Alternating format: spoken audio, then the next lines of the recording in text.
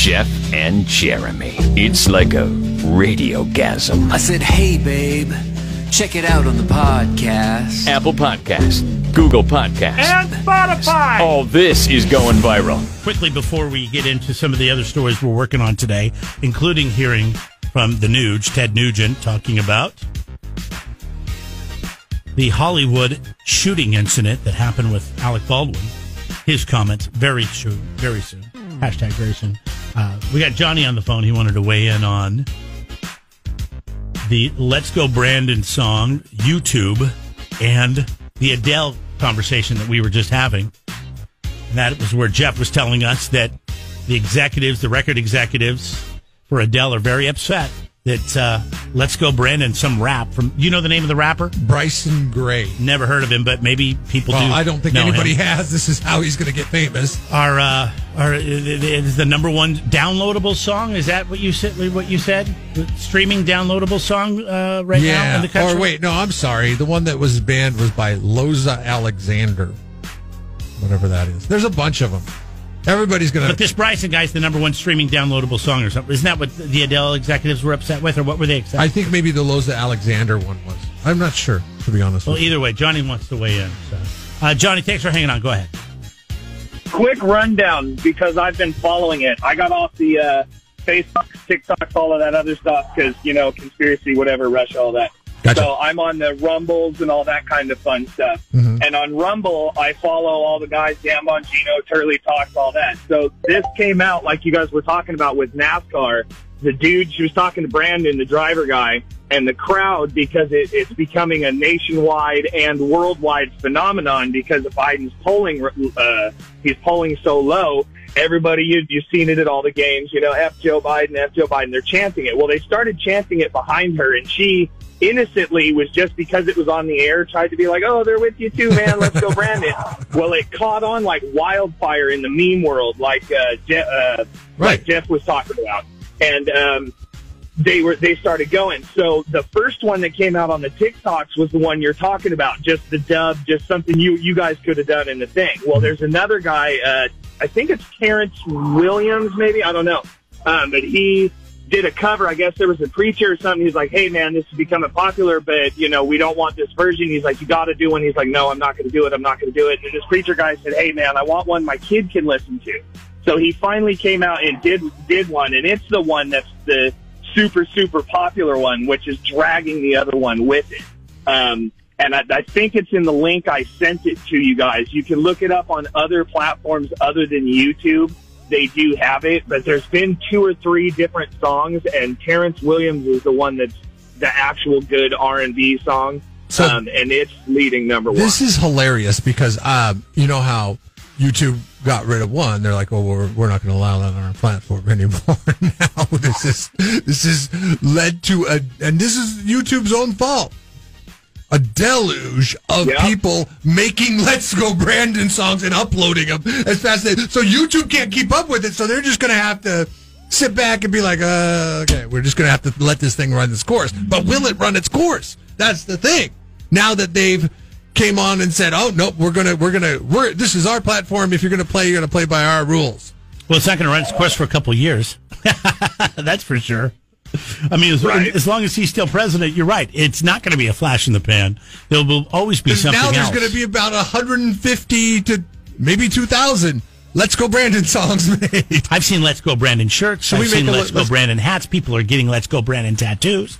I mean, it's definitely... it's all over the place. Yeah, like you said, everywhere. There's T-shirts and everything. It's just funny to me because if I were the leader, the owner of Netflix or YouTube, whatever we're talking about, I would think about it like with the way music industry has gone within the past decade, how artists have taken their own control of themselves. They're selling themselves. They're able to be their own record labels, all because of the internet and the way, like, Jeff was just saying about how everything, they can almost do it themselves. So that's why it's able to be so popular. So if you were a corporation like YouTube, it seems silly that you would want to join either political side when you would obviously benefit from, you know what I'm saying? You can't just, buy records anymore. Whoa. I understand what you're saying, but you have to remember who owns YouTube. Do you know who owns YouTube? Mm-mm. Google. Yeah. And do you know who Right, owns and then Google? Who owns that? And who owns that? Joe and you Biden. go up with all big people. Thanks for the call. Always appreciate it, Johnny. Okay, according to The Blaze, Bryson Gray's Let's Go Brandon song was the one that was banned from YouTube, and it was the one that topped the iTunes chart, unseating Adele's song. Okay, as of Sunday afternoon. YouTube has taken it down, citing the reasoning that it was giving medical misinformation. That's not the purpose of this song. Oh, that's my new favorite one. That's such a great Bryson stretch. Gray's song, he says, when you ask questions, they start banning, is one of the things. He raps about vaccine mandates, gun rights, and government overreach in Australia in the song Let's Go Brandon. YouTube has decided to ban that because it has medical misinformation in the song, in which to Gray's rebuttal on Twitter was, what medical misinformation is in the song? Whoa. WHOA. Yeah, because, I haven't heard all of them, but unless they're saying that, the vaccine doesn't work or something, but I know they're not even singing. They're not rapping about that or whatever. I can't. They're probably just saying that they don't like mandates, and then that's the stretch that they use. Interesting, though. But no, and obviously it was a joke about Joe Biden owning YouTube, but you understand the interests and where their money comes from. Those the donor, the interest in Google and YouTube is where that's funded and where those people sit politically, and so that's where I see that stretch making sense. So that's why they're not going to be playing that song. It's interesting how this is going to shake out on this one. Will Brandon Gray, what is his name? Bryson Gray. Will Bryson Gray be somebody famous now because he was banned from YouTube?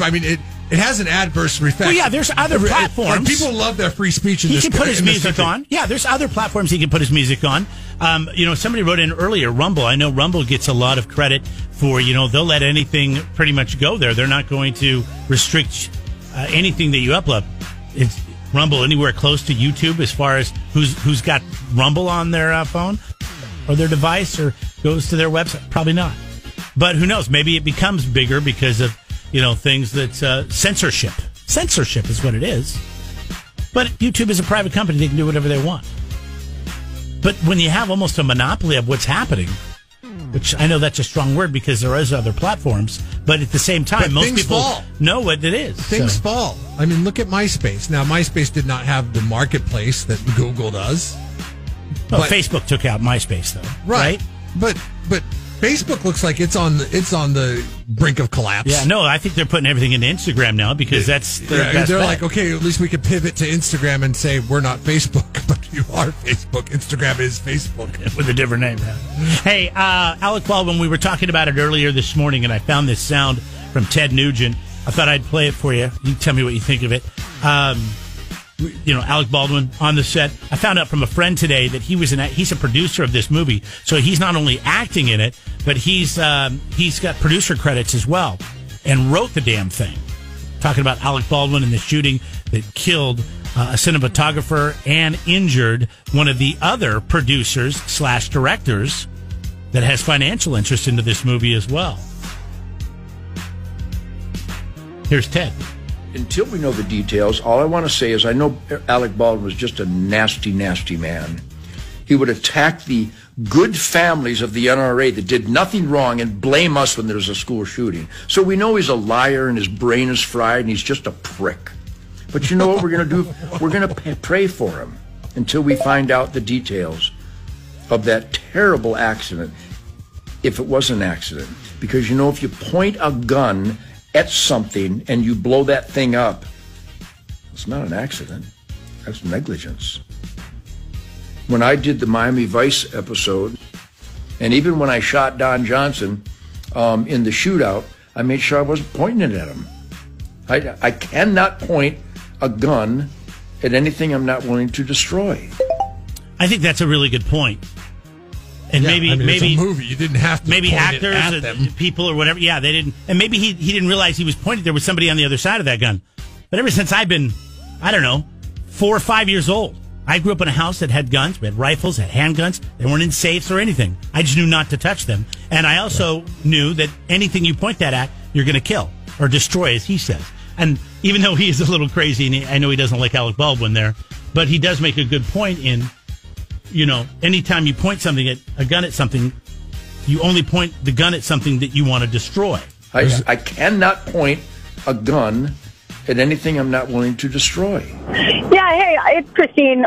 I worked in the gun industry for several years. And the first thing we would tell people, anytime that you were doing anything with a weapon, anytime somebody hands you a weapon, you check the weapon. Why are these guys not checking the weapon that gets handed to them? I don't know. From what I've read is there's somebody that is responsible for the weapon, number one, because he's an actor. He doesn't, I don't know if he owns a gun or not. I don't know what he knows about guns, but there is somebody there that's supposed to be responsible for that firearm, and it's supposed to obviously not have a live round in it.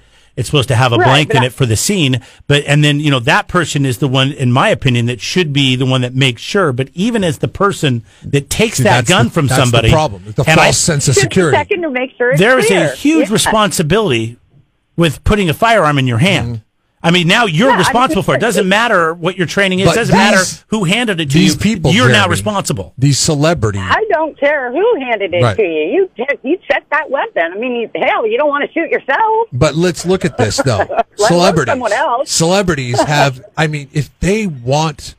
No, too much stress in humanity. I check my own weapon before I shoot Absolutely. it. If they want somebody to come be their personal bidet, they can do that. Yeah. Celebrities can. So they're used to this lifestyle of people doing things for them and not having to take accountability for their actions. Okay? Yeah, it just bugs the hell out of me. It bugs me too. It bugs me too. Yeah, it should bother you. You know why? Because you're a responsible, gun owner. You're a responsible person when it comes to guns. And this was not a responsible situation. And it should bother everybody because, it doesn't really matter. Should. And he's been pointing the finger, and the industry's been pointing the finger at this person that the armorist or whatever it's called that is on set for all movies. They pay somebody, but it doesn't matter because as soon as you put a firearm in somebody's hand, that person is now responsible for it. And Alec Baldwin has been painted checking that weapon. Period. Alec Baldwin has been painted as a victim in this, which is absurd. And that guy, that ass that was talking about him a minute ago, it's like I don't care how much of a guy is,